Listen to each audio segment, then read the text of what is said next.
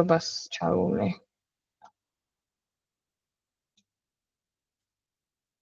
კაი, ასე იგი, დღეს ვარჩევთ anomaly detection ამოცანას, ეგეც პოლონური ოლიმპიადიდან. დავაშიარებ screens.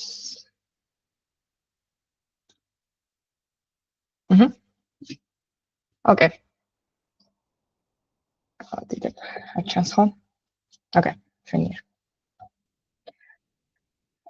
ამოცანა იყო ანომალიის დეტექციაზე და ტასკი გვაქვს შემდეგიო.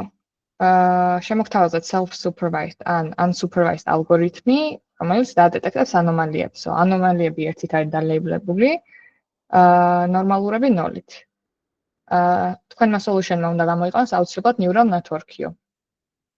შეგიძლიათ შეცვალოთ batch size-იო და მოდელი იყო იქეთ კლასი, რომელსაც ნახავთ. ამ მოდელს უნდა ჰქონდეს forward ფუნქცია, პრობლემად როგორც neural network-ში გვაქვს და predict ფუნქცია, რომ საბოლოოდ 0-ან 1-ი დაგვიბრუნოს ამან. ახლა რა იყო აქ საინტერესო და შესამჩნევი? The model can only be trained on the training set which contains only normal observations. ანუ ვერანაირად ვერ მოვახერხებდით, რომ training data-ში შეგვექნო რამენაირად ანომალიები და მე მაგის upsampling-ი გვექნა და დაგვეტრიალებინა იმიჯები მაგალითად და უფრო მეტი ანომალია გქონოდა. ეგ იქნებოდა ერთ-ერთი ვარიანტი, რომ მოეცათ ჩვენთვის training dataset-ში ეგ, მაგრამ პირდაპირ გვეუბნებიან ანომალიები არ იცით რა არისო. და ამით უკვე რაღაც საკმაოდ კარგი ინფორმაცია მოგცეს. კარგი რა? რა მიმართულებით უნდა წავსულიყავით. და ეს მიმართულება ის არის, რომ რაღაცნაირად ანომალიები უნდა აღმოაჩინოთ, რამდენად განსხვავებული იქნება ნორმალური იმიჯებისგან. შემდეგ რა გვაქვს? Variable names რა არ უნდა შეცვალოთ და grading-ი. Grading-ს 90% accuracy-ს თუ გადააჭარბებდით, პირდაპირ ერთიქულა იწერებოდა. მოდი დავხედოთ, აქედან არა. ჩემი დაგიშიარებთ.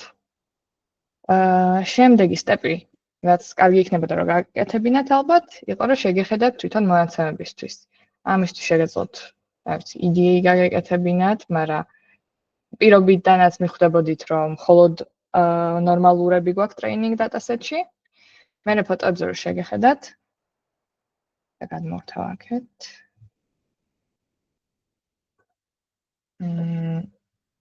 Okay. ფოტოებზე რომ შეგეხედათ training-ში, გქონდა ასეთი მონაცემები. ანუ ნორმალურ data-ს ესენი მიიჩნევენ სატელიტის გადაღებულ ფოტოებს, სატელიტიდან გადაღებულ ფოტოებს. თითოეულის dimension-ი იყო 128-128-ზე. და საკმაოდ blurry იმიჯებია ასე თუ ისე. blurry რა, დაბალი ხარისხის. შემდეგ ასე გქონდა ვალიდაციის dataset-ში რომ გადასულიყავით. და CSV რო შეგემოწმებინათ. ეს თუ კი არის ნორმალური ფოტო, სატელიტით გადაღებული ბაყაყის ფოტოები იყო ანომალიები. რომლებიც ფერის მიხედვით ზოგი მაგალითად შეიძლება მართლაც რომ რთული გასარჩევი ყოფილიყო. რამდენი გადახვედით და გაარჩიეთ თვითონ ფოტოები ნახეთ? მე დავპლოტე ფოტოების ის თვითონ რა ქვია. ანუ ერთი 10 random sample-ი დავპლოტე. Okay, კაია. კაი. ანუ მივხვდით. მაგრამ რა ვიცი 50-50-ზე ყოფილი მე რატომღაც მეგონა რომ ის იქნებოდა და რა ქვია როგორც ცოტა იქნებოდა რა ანომალია და ცალკე პრობლემა იქნებოდა, მაგრამ არ იყო მას. ხო. ვალიდაციაში 50-50-ზე ქონდა მოცემული, კი ბატონო. მერე გვაძლევდნენ, ეს ყველაფერი დავადაუნლოდოთო, batch size-ი მივუთითეს, როგორ ვალუადებთ training datasets და ვალიდაციის datasets. და შემდეგ ეს იყო, რაც უნდა შეგვეცვალა მოკლედ. ეს იყო ერთ-ერთი ყველაზე მარტივი მაგალითი, სადაც იდეაში არაფერი არ ხდებოდა, მე მგონი უბრალოდ ერთიანებს აბრუნებს. ხო, ყველაფერზე ამბობს, რომ ანომალიაა. ხო, აქ უნდა გაგვეკეთებინა მოკლედ რაღაც, მოგვეფიქრებინა, როგორ შეგვიძლია დავადეტექტოთ ანომალია თუ კი training dataset-ში მოცემული გვაქვს მხოლოდ სატელიტის ფოტოები და არც ერთი ბაყაყის ფოტო. და არ გვაქვს უფლება, რომ მოდელმა იცოდეს, რომ ბაყაყის ფოტოა რეალურად ანომალია. კაი, ნიკოლ ზაბა შენკენ გადმოვერთები. ოკეი, ახლა გავაზიარებ. ერთ წუთს თან თავში გავასწორებ. მოკლედ მგონი გავაზიარე. ავი, ჩაის ჩამერთ. ოკეი. ეხლა ჩანს? კი. აი, ხო, ნუ მოკლედ ჯერ პირველ რიგში აი სუთავიდან მივყვები რა. ნუ ჯერ სურათები გადმოიწერა და ნუ აქ რაღაცა თავიანთი პრეპროცესინგი რაც ქონა დაწერილი ეგ გავუშვი. და ეხლა დავუწყე ედა. ნუ ეხლა პირველ რიგში ედა რატო დავუწყე? ანუ საინტერესო რატო იყო ედას გაკეთება ამ დატაზე ის არის, რომ train data-ში არ გვაქვს label 1. ეგ ნიშნავს იმას, რომ რეალურად train data შეიძლება იყოს outlier-ი 0, ან შეიძლება არ იყოს, მაგრამ რეალურად 0-ზე ინფორმაციის გაგება რეალურად მნიშვნელოვანია, რომ 1-ზე მივხვდეთ რა არის. ანუ 0-ზე feature-ებს რო ავიღებთ, მე 1-ზე უკვე მივხვდებით რომელია outlier-ი რა. მაგიტო ჯერ პროსტა სემპლების რაოდენობა ვნახე. და ნუ train-ში არის 7000 მონაცემი 0 label-ით და ნუ ვალიდაციაში არის 1000. ოკეი. და მე უბრალოდ 10 სემპლი დავპლოტე ორივე 0-დანაც და 1-დანაც, ოღონდ ვალიდაციის სიმიდან რა თქმა უნდა. და აი როგორც ხედავთ, ჩვეულებრივ სამპლებში არის უბრალოდ რაღაცა სატელიტიდან გადაღებული, აქ არის რაღაც ბაყაყები. აი ეხლა პირველ რიგში შევამოწმეს ვალიდაციის დატასეტი, რომელიც ჩვეულებრივად გავაკეთე data frame-ი.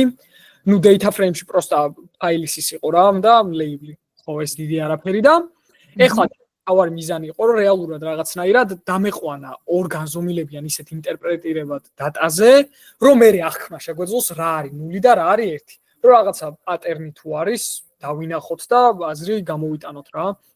მაგიტო სურათები ჯერ პროსტა პიქსელებში გადავიყვანე, ანუ პროსტა დავაფლეტენე რა იმეიჯი და ჩამოვიყვანე ერთ განზომილებაზე რა.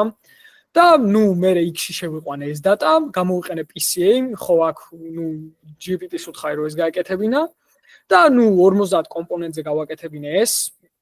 უბრალოდ დიდი არაფერი აქ იდეა არ დევს, ეს უბრალოდ მინდოდა რომ ორგანზომილებაში უფრო კარგად აღქმადი გახდარიყო data.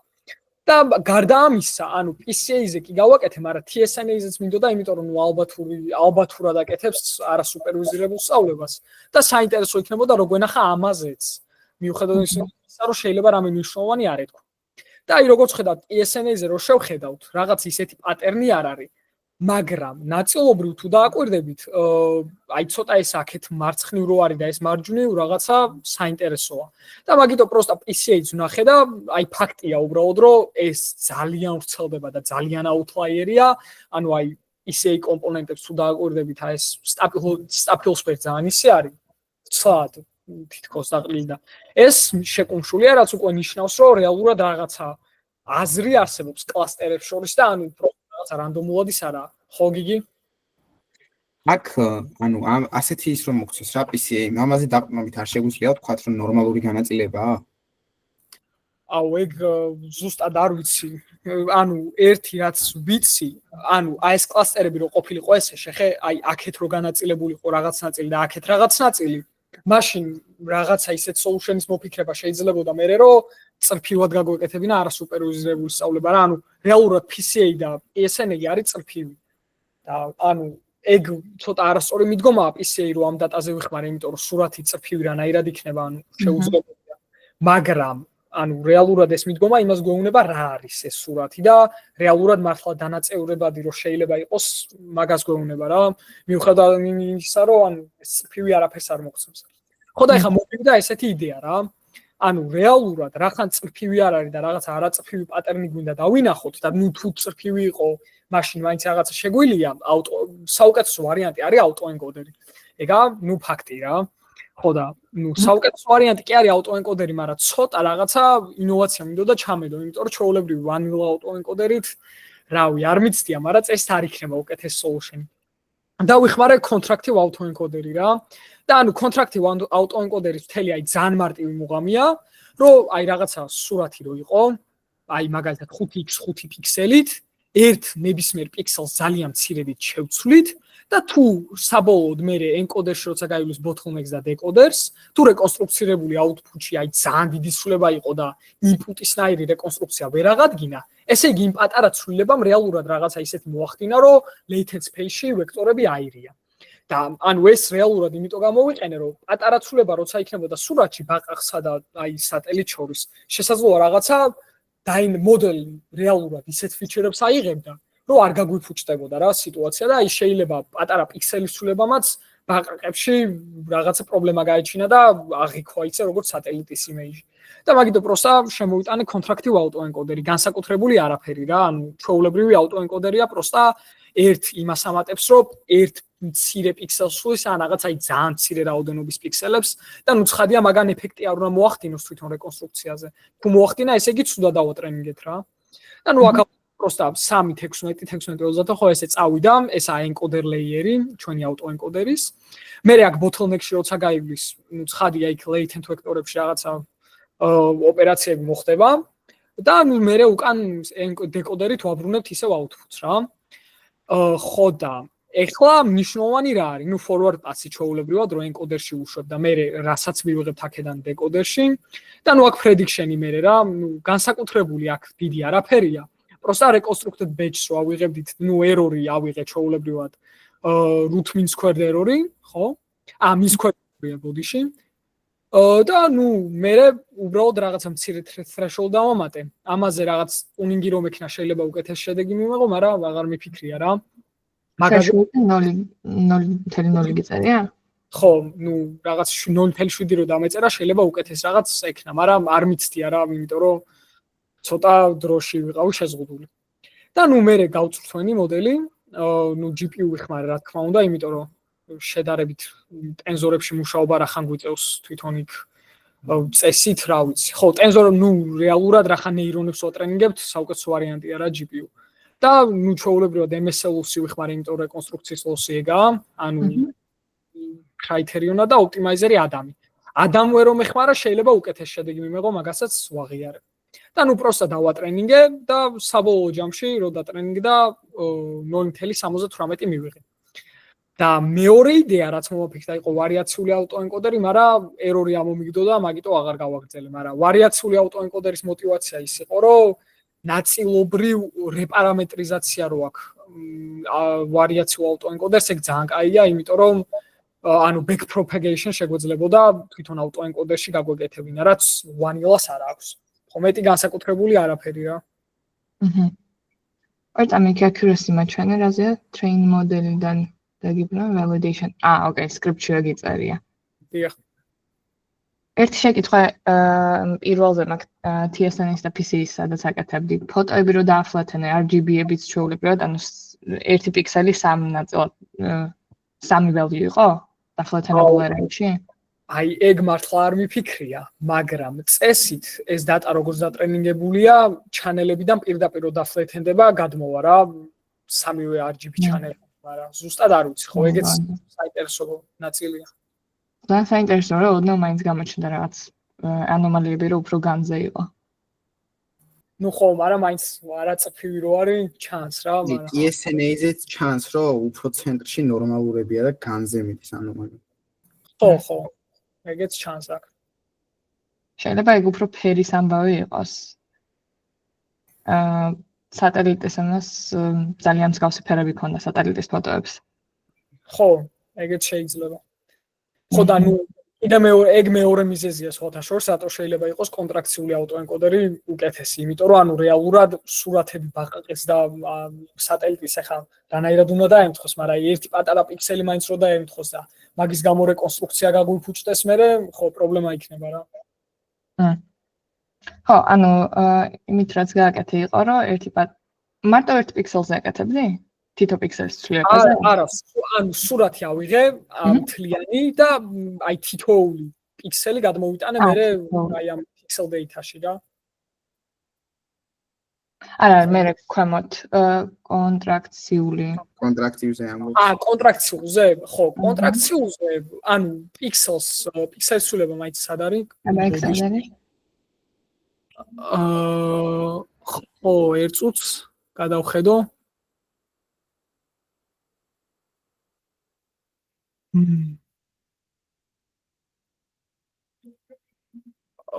აუ წესით თავისით ცulis აქ თუ არ ვწდები ხო აი და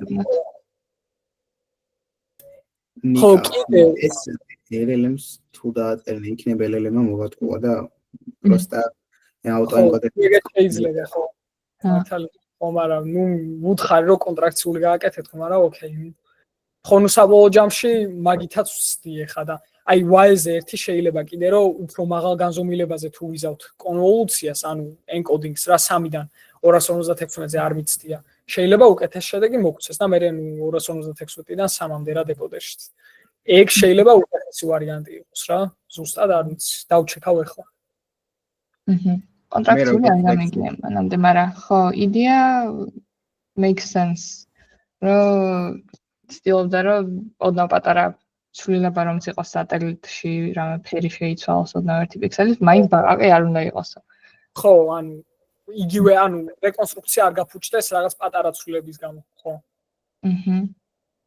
ოკეი საინტერესოა ოკეი გავთიშავ მაშინ სკრინშოტს მე ლექცია რო დაიწყო მაშინ რო თქვი როგორღაც დავაოვერფიტოთ ხო ეგ მაგ გაშვებული უბრალოდ ეშვება რა 10 ეპოქა დარჩა და არ ვიცი რა შედეგს მომცემს მოი რამდენ ეპოქაზე გავუშვი 35-ზე აჰა ანუ იდეაში რაღაც მჯერა რომ რა თუ ძალიან დავაოვერფიტებთ ენკოდერ დეკოდერს მე კარგ შედეგს მომცემს ეგ ლოგიკური დასკვნა იქნებოდა მაგრამ დაგასპოილერებთ ძალიან დავაღრმავე და ნუ დავიწყოთ best solution-ის გარჩევა მაშინ და იქამდე მე რა შედეგის მექნება ვიტყვი ოკეი მშვენიერი ხო დაგასპოილერებ პატარაზე და ეპოქა რამდენზეც დაატრეინინგა 0.99 accuracy-იანი მოდელი ამ ადამიანმა იყო 8 ეპოქა მეტი არ დასჭიროებია ეს რა როგორ გამოხვალა early stopping-ი ხონდა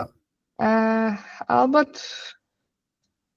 ხო სავარაუდოდ early stopping-ი გააკეთა მაგრამ hyperparameter tuning-ითაც შეიძლება რომ გაგეტესტათ რაღაც 5-ზე 10-ზე უფრო მაგდაზე ვარ ვეინებდი რომ დიდი დრო არ დამეხარჯა და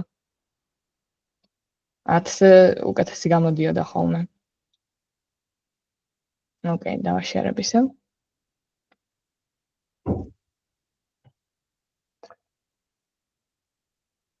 ხო model step 1, 2 და 3 მიწერია, მაგრამ ნიკოლოზ მარახან გაარჩია 1, იდეაში, ну, აქაც ჩვეულებრივად autoencoder-ი მიწერია, რაც ლეიერებით და ReLU აქტივაციით შუაში. მოდი გადავიდეთ საუკეთესო ამოხსნაზე. ოკეი, step 3. რა გააკეთა ამ სტუდენტმა იმისთვის, რომ დაესვა ეს საოცარი solution-ი, იყო რომ ძალიან ღრმა encoder-decoderi გააკეთა. დაიწყო კონვოლუციური ლეიერით. Leaky ReLU-ს შესახებ გაგიგიათ ისე? კი. აბა, right. ანუ ნულის ნემოთ როგორც ჩვეულებრივ ReLU-ისა და ნულს დაბლა მცირედით დახრა აქვს იმის გამო რომ არ განულდეს და მკვდარი ნეირონები არ ქონდეს. კი ბატონო, ზუსტად. და ამ შემთხვევაში alpha არის 0.1, ანუ თუ კი input-ში ნეირონში შევიდა რაღაც -9, ეს გადააქცევს მას -0.9. შემდეგ კიდე ერთი კონვოლუციური ლეიერი და batch normalization. ეს გაგიკეთებიათ? ვინმეს გაქვთ ეს ჩასმული თქვენს ლეიერებში? არა და სხვათა შორს კაი ვარიანტია ეხა. მე რაც ბოლოს მაგ batch normalization და leaky ReLU მაგ. კაია. საჯექილი არჩი. სავარაუდოდ კარგ შედეგს დაგიდებს უკვე შენ თუ კი ღრმა არქიტექტურაზე აკეთე. რა საკეთებს batch normalization? ალბათ გაგიგიათ რომ ისედაც როდესაც რამე მოდელს ატრეინინგებთ, ბევრი მოდელი კარგად მუშაობს, თუ კი დაანორმალიზირებთ inputs. აი რაღაც მონაცემები გაქვთ. იგივენაირად ეხმარება encoders, რომ დაანორმალიზიროთ layer-ში რა შედის. და layer-დან რაც გამოდის? ხო, აქტივაციის ფუნქციამდეა კარგიო, მაგის გაკეთება Andrew Ng-ის ერთ-ერთ ვიდეოში ეწერა, შემიძლია მე ჩაგიგდოთ ეგ ვიდეო. ეს გაუკეთა batch normalization, მე აქტივაციის ფუნქციაში გავუშვა ისევ ReLU და მოკლედ 1, 2, 3 და 4 ცალი ასეთი ბლოკი აქვს. 4 ასეთი ბლოკის მერე-ზედ კიდე დაადო 2 ცალი encoder layer-ი, კონვოლუციური და რა არის bottleneck channel? Bottleneck channel, მოდი ამას გაჩვენებთ.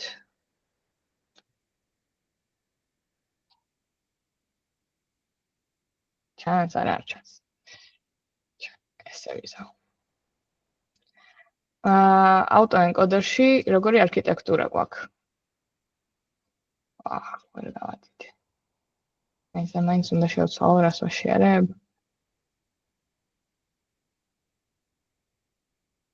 ჩანს? ასე თუ ისე? ეს ფოტო? არ არჩევს. კაი. საერთოდ არ არჩევს.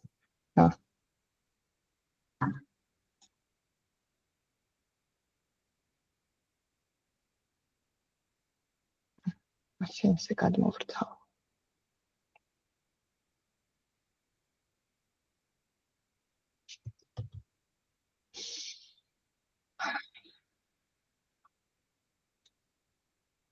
კაი. უნდა გამოჩნდეს.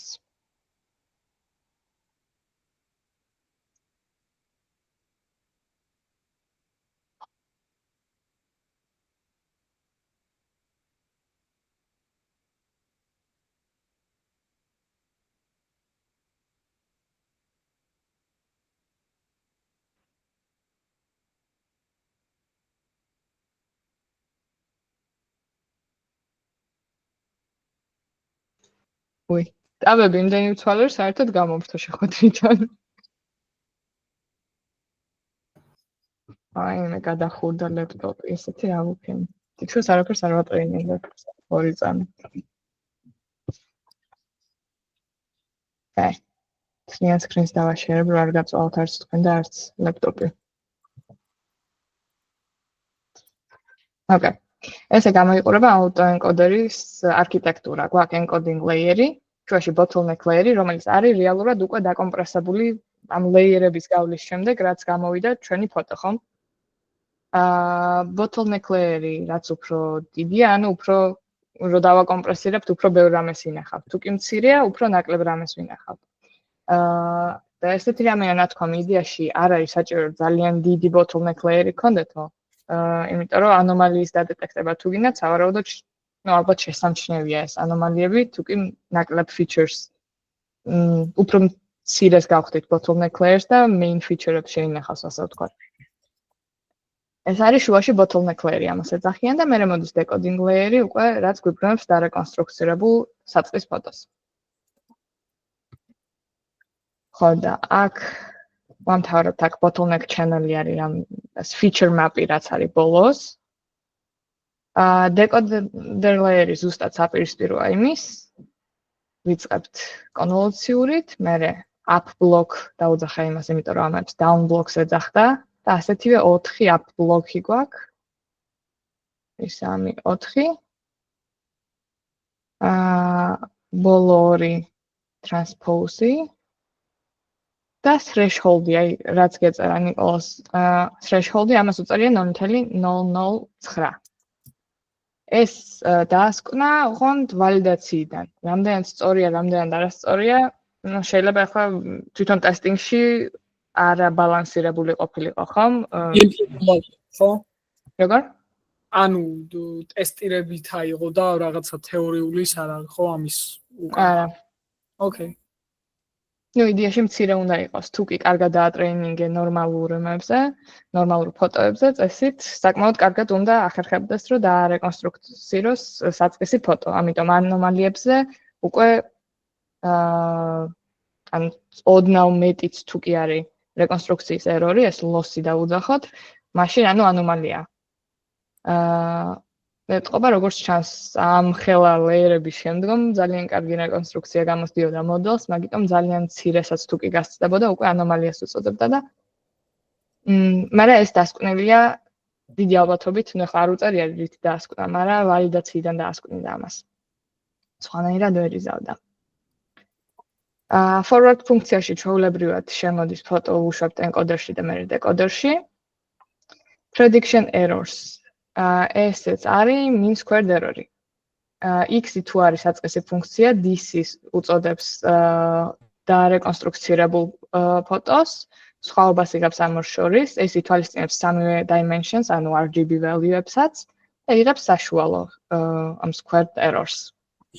ეს არის ჩვენი prediction error-ი, რომელსაც იყენებს და დაპრედიქტებისთვის აქვს mid-loss-ი საიდან მოდის? Soft mid-loss. ხო, mid-loss-ის threshold-ია იგივე. დაუბრუნებელი სახელია. ხო, თუ კი error-იო, ანუ შემოგვივიდა რაღაც ფოტო გავატარეთ, დავთვალეთ prediction error-ი, თუ კი prediction error-ი მეტია threshold-ზე, გვაძლევს truth, ანუ 1-ს დააბრუნებს, ანუ ანომალიაა. და აქეთ ატრეინინგებს models. იმ მანამდე რა არქიტექტურას ჰქონდა, იმას იყენებს, optimizers, ეს არის საინტერესო კიდე. კაი, epoch-ა აირჩია 8, მაგრამ ნუ დაბლა მე ექსპერიმენტებიც მიწერია, რითაც მივიდოდა მაგამდე. და რა თქმა უნდა, თავიდანვე 8 epoch-ას ვერ დაასვავდით, ვერც იმას გადაწყვეტით, რამ ხელა უნდა ყოფილიყო ეს bottleneck channel-ი, ანუ რამდენად უნდა დაგეკომპრესირებინათ. Learning rate-იც ერთ-ერთი ვარიანტია, ერთ-ერთი variable-ია, რაც შეგეძლოთ, რომ შეგეცვალათ და გაგეტესტათ სხვადასხვა learning rate-ებით და threshold-იც ასევე. თავიდანვე ესეთ რიცხვებზე ვერ დაჯდებოდით ნამდვილად. ამას რამდენი დრო ქონდა, არ ვიცი, ან რა კომპიუტერი ქონდა, რამდენი რამე გატესტა. ხო, ეს რატომღაც ხელით გაწერა, ეს არის beta ცვლადები Adam Optimizer-ში. როგორც წავიკითხე, ცოტა დაუნდერლია რას ცვლის, მაგრამ batch წინა რამდენიმე batch-ს ითვალისწინებს, რომ ეს Adam Optimizer-ია, როდესაც gradient descent აკეთებსო. ანუ იდეაში batch-ის size-ი რო შეგეცვალათ, მაგიტომაც ეწერა პირობაში სავარაუდოდ, რომ ეგეც შეგიძლიათ შეცვალოთ, და დაახლოებით იგივე ეფექტი აქვს, რაც აი ამების გათვალისწინებას, ამ რაღაცების შეცვლასო ხელითო საერთოდ. იმიტომ რომ ამას საერთოდ არ უთითებენ default-ად რაღაცა არის ხოლმე, მე მგონი 0.9. ხო, learning rate-ი აქ ჩდებოდა, Adam Optimizer-ში მოდიოდა. Bottleneck channels უგზავნიდით არქიტექტურას იქ layer-ში. და ამდენ ეპოქაზე ატრეინინგებდა. და threshold-იც მიდიოდა prediction-ში. მოკლედ, აქ ექსპერიმენტები რამდენიმე შეგეძლოთ გაგეწერათ, ეს ცხადი არ იქნებოდა, სავარაუდოდ. ალბათ როგორც იზავდით იქნებოდა, რომ გაკეთებდით 5-10 ეპოქით. შეიძლება 20-იც გექნათ, შეიძლება ძალიან ბევრიც გექნათ და როგორც იგი თქვა, overfitting-ი გეცადათ და რა ვიცი, ერთხელ 60-ზეც გავტესტავდი, მაგრამ ანუ შემომოწმენდა, რაც უფრო მეტ ეპოქაზე ვტესტავდი, მით უფრო მერე უარესდებოდა რაღაცის შემდგომ, 10 ეპოქის შემდგომ სხვათა შორის, თუ 20-ის შემდგომ. Bottleneck channel-ზე შეგეძლოთ რომ გეკითხათ. ანუ ახლა განვიხილავ რა შეგეძლოთ გექნათ ოლიმპიადაზე რა. AI-ზე წვდომა ხომ გექნებათ ოლიმპიადის დროს. შეგეძლოთ გეკითხათ ანუ default-ად bottleneck channel-ში რას უთითებენ ხოლმე. ან anomaly detection-ში რა არის კარგი რიცხვიო. Default-ად 32-ს ამბობდნენ, მე მგონი. საშუალოდ ესე უთითებენ ხოლმეო.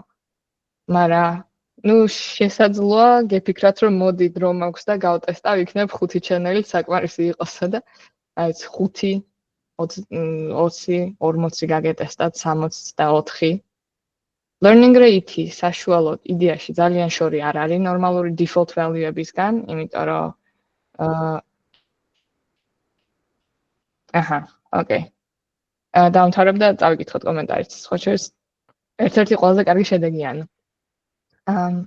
ხო, learning rate არ არის ეს შორი ჩვეულებრივი value-ებისგან, აქამდე ალბათ მიხვიდოდით ბევრ learning rate-ზე რო გაგეტესტათ, ან at least ამას ნამდვილად დაწერდით. 0.0 და 0.008 იდეაში ძალიან შორი არ არის ამისგან. ხო, threshold-ი ცოტა რთული მოსაფიქრებელია, მაგრამ ნიკოლოზ მე როგორც თქვა 0.0 რო დაგეწერა, ალბათ ცოტა ვერ ხვდები როგორ იმუშავა მაგან. ეგ იმას ნიშნავს, რომ იდეალურად არეკონსტრუქცირებს. ელი რომ არანაირი სხვაობა არ იქნება დარეკონსტრუქცირებულ შორის და საწყის იმიჯ შორის. ნუ at least 0.0 ერთს მაინც დავწერდი რა. თლად 0 ცოტა მეუცნაურება რომ იმუშავა მაგან. ოკეი. ხო, წესი მაგის ბრალით შესაძლოა ყოფილიყო. ხო, ნუ აქამდე რაღაცნაირად მოვიდა, იდეაში თქვენს რო დაგეწერათ აქ 0.01 ეგეც იმუშავებდა და ახლოს იქნებოდა კარგ solution-თან და რაღაც შედეგს დაგიდებდათ რა. კაი, კომენტარი.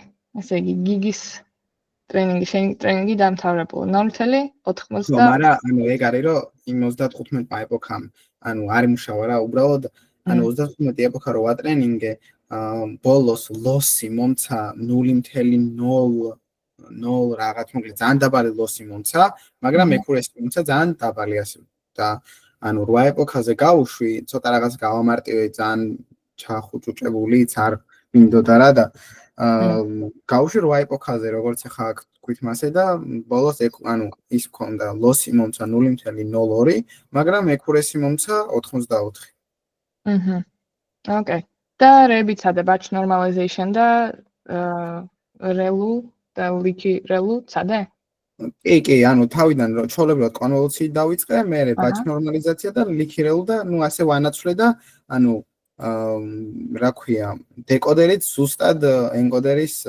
სიმეტრიული ავაკი. კი ბატონო. მაქსიმალურად და threshold-ი 0.5 მაქვს. 0.5? ხო. ვა, საინტერესოა. გინდა მე ცადო უფრო შემცირება, შეიძლება მაგის გამოა. აცა ეს ხა სხვა ის მაგ გაშვებული შემდეგი ვერსია კიდე რაღაც ჩადა წინაში ნახავ წამი რამდენი მქონდა threshold. ოკეი, 0.5 მქონდა მანდაც. და bottleneck-ით დავამატებინე და უბრალოდ რაღაც ის გამიკეთა flattened size-ი დამიწერა წინა იმიდან ან ბოლოს 256-მდე ავიყვანე encoder-ში 256-ჯერ ვაჯერვა და მე self to latent-ი გავაკეთე ანუ linear-ში გავატარე ეს flattened size-ი და latent-ების ისა რა ანუ dimension-ი და ეს ავიღე 256. აჰა, ოკეი. ამ საკმაოდ self from latent ანუ latent-დან აქეთ ეს პირიქით ანუ latent-ების dimension-დან flattened size. და ნუ ეს ჩავსვი მე მან აი მაშინ რა ქვია forward-ის დროს. აჰა. ოკეი. encoder-სა და decoder შორის. საინტერესო. ძალიან საინტერესოა მართლა უბრალოდ ღრმა არქიტექტურა მითამაშა ახლა აქ თუ რამე ისეთი. ხო, ნუ როგორც აღმოჩნდა ღრმა არქიტექტურა უფრო უკეთესი გამოვიდა ვიდრე ბევრი ეპოქა. ხო, შემდეგს რას გავტესტავდი იქნებოდა ეგ რო შემოწმებინა, ანუ 3 ბლოკის ესა 4 ბლოკის ნაცვლად 3 ბლოკი რო ყოფილიყო ან ამ ეგეთი რო შემოწმებინა არქიტექტურის ბრალია თუ იქნებ საკმაოდ ისე რომ დავაკომპრესირეთ. რამდენი ქონდა ბოლოს bottleneck-ი აღარ მახსოვს? 5 ქონდა. ხო, იქნებ კომპრესირების ბრალია თქო. მაგრამ საკმაოდ დიდი ჯამპი იყო. ვითომ დაბალი bottleneck-ი წადა თვინმე? ანუ bottleneck-ი იდეაში უბრალოდ ბოლო კონვოლუციური ლეერის ეს ნაწილია რა. აქ მეორე არგუმენტი. რა ქვია მას? input-ი და output size-ია მე მგონი ეს. ხო. ვინმეს ხომ არ გიცდიათ ბოლო კონვოლუციური ლეერი რა გქონდათ რა? ყველაზე დაბალი. თუ გახსოვთ.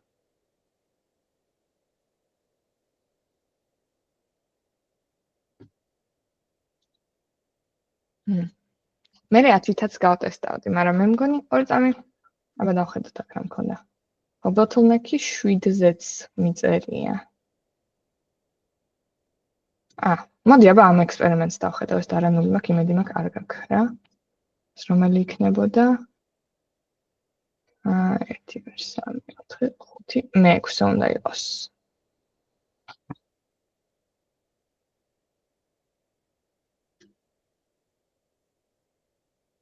ой, ესაც კაი მაღალია. ეს უფრო მაღალია მე მგონი. უფრო მაღალია QS-ია.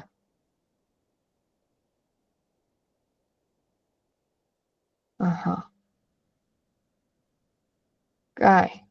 საინტერესოა. ანუ bottleneck-ი ალბათ გატესტა 5, 10, 15 და ესე მიყვებოდა ის, იმიტომ რომ 7-მა მაგალითად ამ შემთხვევაში უკეთესი შედეგი დაგვიდო. ანუ 7-ზე ალბათ არ ქონდა გატესტებული, თორე ზუსტად იგივე დანარჩენი ყველაფერი იგივე ცვლადებია. უბრალოდ ეს გავზარდე და 0.94-ზე ავიდა. შეიძლება ამის ბრალია დიდწილად და ასევე ღრმა არქიტექტურის რა. ესე დავასკვნი, მაგრამ კიდე საინტერესო იქნებოდა ამის უკეთესად გამოკვლევა. დიდ დრო არ მქონდა რომ ძალიან ღრმად ჩავსულიყავი. მე სხვადასხვა ვარიანტები. სხვა შერს კიდე შემიძლია გიხსენოთ საინტერესო ვარიანტები, რაც ეხლა აქ არ მიწერია, მაგრამ contrastive learning იცით რა არის? კი, კლიპი ეგრე არ მუშაობს. კლიპი არის contrastive learning-ის. აბა დავწერნო.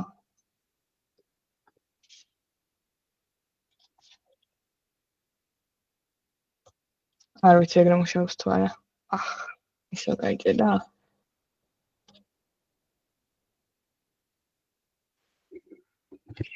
აი, ლეპტოპი რატომღაც ძალიან წვალობს.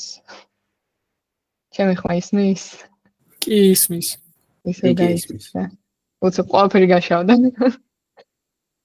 კაი, კლიპი არ ვიცი როგორ არის დატრენინგებული, შეიძლება. ხო, contrastive language image. სახელში ვეწერია. Language image pre-training. ხო, აქ image და ტექსტზეა გაკეთებული contrastive learning-ი. ხო, ამ შემთხვევაში როგორ შეგვეძლო გამოგვეყენებინა რა? ენკოდერის შემდეგ რა გვაქვს? დაკომპრესირებული ვერსია გვაქვს, ასე ვთქვათ, image-ის, ხო? ჩვენ რომ აგვეღოდა, ასე ვთქვათ, უფრო გვეცადა რომ უფრო ახლოს მოგვექცია ეს სატელიტის იმეჯები ამ latent space-ში ერთმანეთთან. გამოგვეყენებინა ის დაკომპრესირებული layer-ი, ყველაზე compressed representation-ი და მაგის მიხედვით გაგვეკეთებინა რაღაც, cosine similarity შეგიძლიათ გააკეთოთ სხვადასხვა მეტრიკებით. მაგის მიხედვით დაგვეტრეინინგებინა და contrastive learning-ით უფრო, ასე ვთქვათ, შეგვეცვალა latent representation ამ სატელიტის იმეჯების. რომ ეგენი უფრო ახლოს ყოფილიყვნენ ერთმანეთთან. გავტესტე და არ იმუშავა, მაგრამ ეგეც ერთ-ერთი საინტერესო ვარიანტი იქნებოდა, რომ ემუშავა, კარგი იქნებოდა. ხო, კიდე რა შეიძლებოდა? ხო, სხვა არ მახსენდება. Variational autoencoderები არის მეორე ერთ-ერთი მნიშვნელოვანი და ხო, რა მიმუშავა ერთ-ერთი ყველაზე კარგად და რაც არ გავაკეთე. იმიტომ რომ მე მგონი cheating-ად ჩაითვლებოდა. ResNet-ი რო პირდაპირ გამოგეყენებინათ, პირდაპირ დებდა რა თქმა უნდა 0.92 დამიდო accuracy. მაგრამ მგონი მაგის პირველი რამდენიმე ლეიერი რო გამოიყენოთ, არ იქნებოდა მთლად დარღვევა. მაგაზე შოთასთან ვისაუბრებ. ისე ახლა დავფიქრდი და ანუ ResNet-ზე გამახსენდა Unity და Unity-ის გამოყენება ხო არ იქნებოდა რაღაც მხრივ კარგი ამ პრობლემისთვის. Unity pre-trained არის? შეიძლება. მგონი, ზუსტად არ ვიცი, ხო არასოდეს სწავლებისთვის არის. განები როგორც არის, ეგრე გამოიყენება. არ ვიცი. და მასე კარგიც არისო. ოკეი. და უარესი შედეგი დადო. უბრალოდ ვარიაციული აუტოენკოდერთან შედარებით. ოკეი. ხო, pre-trained არ არის, უბრალოდ არქიტექტურა. ჩემმა ვარიაციულმა აუტოენკოდერმა რაღაცები იბოდიალა, ძალიან დიდი ლოსი დამიწერა. ჩემმა 3000-ზე უფრო დიდი ლოსი დასვენეთ. ხო, ჩემაც. მაგრამ საბოლოოს არ იყო accuracy ცუდი, ანუ შეიძლება არასწორად იყო ლოსი ინიციალიზება. შეიძლება. ოკეი. კაი, რამე შეკითხვა არის?